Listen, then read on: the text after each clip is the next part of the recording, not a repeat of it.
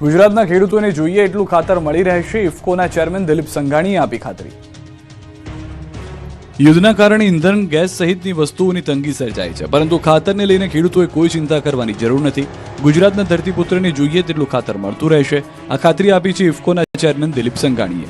ઇફકોએ 4.6 million ton urea અને 4.2 million ton DAP અને MP ખાતરનું ઉત્પાદન કર્યું છે, જે સરકારના કુલ 8.8 મિલિયનના ટાર્ગેટ સામે 9.1 મિલિયન ટનનો લક્ષ્યાંક હાંસલ કર્યો છે। 88 लाख टन बनाने की जो सरकार की सूचनाएं थी, उनके सामने हमने 91 लाख टन पटेल बनाया है। માર્ચના એન્ડમાં માથાફાડ ગરમી પડશે, 3 દિવસ તાપમાન 2 થી 3 ડિગ્રીનો વધારો નોંધાશે।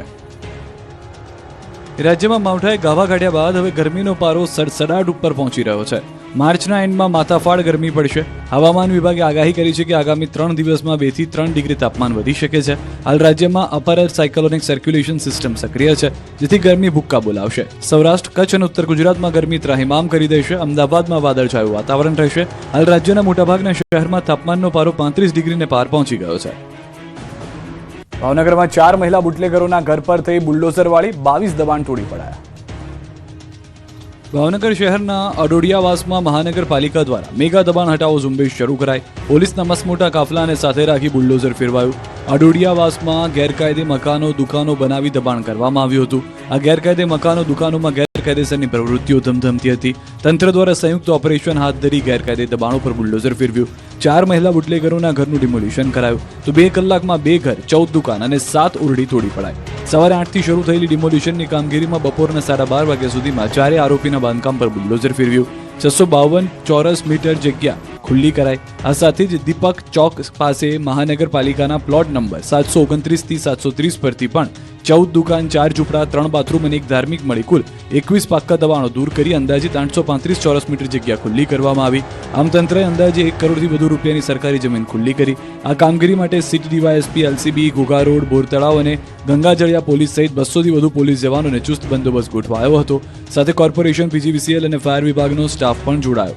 અચાનક હાથ ધરાયેલી આ કાર્યવાહીથી શહેરના અન્ય ગુનાહિત પ્રવૃત્તિમાં સંકળાયેલા શખ્સોમાં ભયનો માહોલ જોવા મળ્યો છે, તો બીજી તરફ ઘરો તૂટતા જોઈને મહિલાઓ રડતી જોવા મળી હતી। સંચાલકો સાથે વિવાદને લઈને બારડોલીની શાળાના શિક્ષકો હડતાલ પર ઉતર્યા। વાલીઓ અને શાળા સંચાલકો વચ્ચે તો વિવાદ તમે જોયો જ હશે, પરંતુ બારડોલીમાં BABS શાળાના સંચાલકો અને શિક્ષકો વચ્ચે વિવાદ થયો, જે કારણે શાળાના શિક્ષકો બાળકોને ભણાવવાનું છોડીને હડતાલ પર બેસી ગયા। બાળકોની પરીક્ષાઓ ચાલી રહી છે ત્યારે જ 136 થી વધુ શિક્ષકોએ સવારમાં શાળાની બહાર મુખ્ય ગેટ પર ધરણા પ્રદર્શન કર્યું। શિક્ષકોની માંગ છે કે છેલ્લા 3 માસથી શાળા સંચાલકો દ્વારા પગાર કરાયો નથી, જેને લઈને વિવાદ વકર્યો છે। આ અંગે અનેકવાર રજૂઆત કરવા છતાં કોઈ ઉકેલ ન આવતા શિક્ષકો પેન મૂકીને વિરોધ પર ઉતરી આવ્યા, જેથી 3000 થી વધુ વિદ્યાર્થીઓના શિક્ષણ પર અસર પહોંચી હતી। ખેડાના લસુંદ્રા ગામની યુવતીની હત્યાની આશંકા વચ્ચે યુવતીએ વિડીયો જાહેર કર્યો। પિયર પક્ષના લોકો હેરાન કરતા હોવાનો આક્ષેપ કર્યો। ખેડાના લસુંદ્રા ગામની પાટીદાર યુવતીએ રબારી સમાજના યુવક સાથે ભાગીને લગ્ન કરી લીધા છે। હવે આ દીકરીને પરત મેળવવા માટે યુવતીનો પરિવાર અને એસપીજીના આગેવાન દિનેશ બાંભણિયા સહિતના આગેવાનો મહેનત કરી રહ્યા છે। યુવતીની રબારી યુવાનને હત્યા કરી નાખી હોવાની આશંકા પણ વ્યક્ત કરી હતી।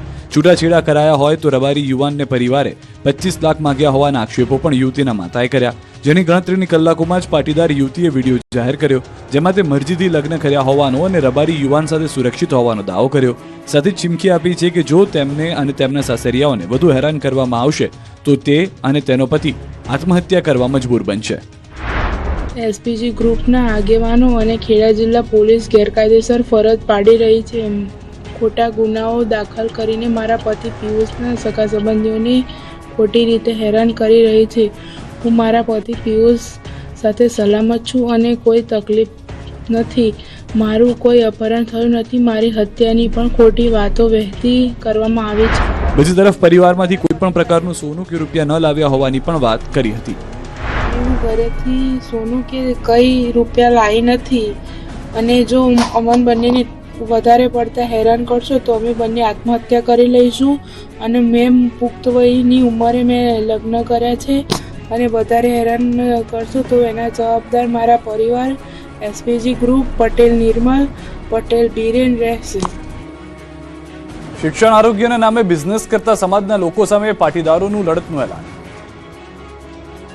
સુરતના કામરેજના પાટીદાર સમાજની મહત્વની બેઠક મળી, જેમાં શિક્ષણ આરોગ્યના નામે બિઝનેસ કરતા ટ્રસ્ટીઓ સામે આરપારની લડતનું એલાન કરવામાં આવ્યું. પાટીદાર સમાજના લોકોને સસ્તા દરે આરોગ્ય અને શિક્ષણ મળી રહે તેવી ઉઠી માંગ. ટ્રસ્ટના નામે અંગત સ્વાર્થ પૂરો કરી સમાજ સાથે અન્યાય કરતા ટ્રસ્ટીઓ સામે આક્રોશ વ્યક્ત કરવામાં આવ્યો. પાટીદાર અગ્રણી કે પટેલને પ્રમુખ બનાવી લડત આગળ વધારવાનો નિર્ણય લેવાયો. સ્વાર્થી ટ્રસ્ટ સામે બાદ ભીડવા માટે નવી સંસ્થાની કરાશે રચના. આરોગ્ય અને શિક્ષણનું વેપારીકરણ કરતા ટ્રસ્ટીઓ સામે કે પટેલની આગેવાનીમાં ફૂંકાયું રણશીંગુ. સમાજના લોકોને સસ્તી સેવા આપવાની માંગ સાથે નવી સંસ્થા બનાવી લડત તેજ કરવાની જાહેરાત કરાઈ, જેથી ટ્રસ્ટના નામે બિઝનેસ ચલાવતા લોકોમાં ફફડાટ ફેલાયો છે. હવે આંગણવાડી બહેનોને રખડતા શ્વાન ગણવાની કામગીરી સોંપાય, 5 દિવસમાં ગણતરી કરવા આદેશ. આંગણવાડી બહેનો પહેલાથી વધારાના કામને લઈને વિરોધ પ્રદર્શન કરી રહી છે. કામનો બોજ ઘટાડવા માટે સરકાર સમક્ષ માંગણીઓ કરી રહી છે, ત્યારે હવે આંગણવાડી સંચાલકોને શ્વાન ગણવાની જવાબદારી સોંપાતા વિરોધનો વંટોળ ઉઠ્યો છે. હોસ્પિટલ, સામૂહિક આરોગ્ય કેન્દ્ર, ST bus station, railway station, શાળા, કોલેજ સહિતના સ્થળોએથી શ્વાનની સંખ્યા ગણવા આદેશ કરવામાં આવ્યો. 5 દિવસમાં ગણતરી કરવાનો આદેશ કરાયો. મહેસાણા આંગણવાડી સંચાલકોને શ્વાન ગણવાની જવાબદારી સોંપાઈ. જિલ્લા વિકાસ અધિકારીની કચેરીએ પરિપત્ર કરી જવાબદારી સોંપી. આંગણવાડીની બહેનોએ 5 દિવસમાં ગણતરી કરી શ્વાનની સંખ્યા જણાવવી પડશે. આંગણવાડી બહેનોએ સમગ્ર રિપોર્ટ તૈયાર કરવાનો રહેશે. છેલ્લા કેટલાય વખતથી આંગણવાડી બહેનો સરકાર સામે લડત લડી રહી છે. તેમનું કહેવું છે કે પગાર વધારો કરાતો નથી, પણ કામનું ભારણ વધી રહ્યું છે. એક પછી એક કામ સોંપવામાં આવી રહ્યા છે. અગાઉ રખડતા કૂતરાઓની ગણતરી કરવાનું કામ તલાટીઓને સોંપાયું હતું, પણ હડતાલ કરવાની ચીમકી આપતા સરકારે આદેશ પરત ખેંચ્યો. આ જ પ્રમાણે શિક્ષકોને પણ કામગીરી સોંપાઈ હતી, ત્યારે પણ ભારે વિરોધ થતા સરકારે પરિપત્ર પરત લેવા મજબૂર થવું પડ્યું હતું.